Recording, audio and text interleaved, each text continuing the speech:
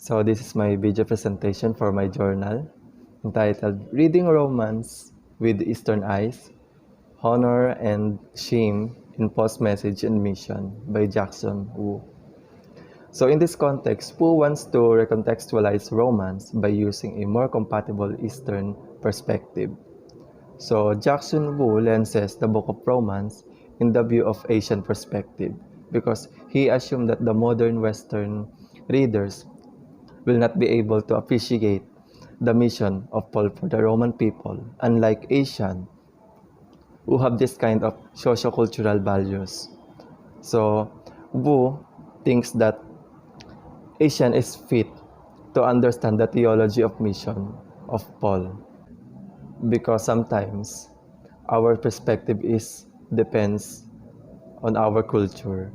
So, whenever we read our Bible according to our culture, so we get a lot of different kinds of perspective.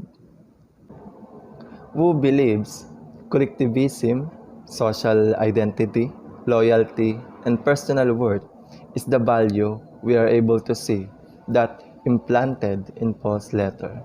So Wu called it collectivism identity. With this context, it helps us to understand Paul's theology of justification in honor and shame perspective in Romans. So it is stated in this context that the hope of glory or honor comes through suffering, but whoever believes will not be put to shame. So this phrase also is mentioned to the book of Romans. So one thing that really impressed me in this context is the theology of justification of Paul, because he used the honor and shame perspective. One thing that really impressed me in this context is the way that Jackson Wu recontextualized the Romans and the mission of Paul. Because even me, if I am going to read the book of Romans, I will not get that kind of idea.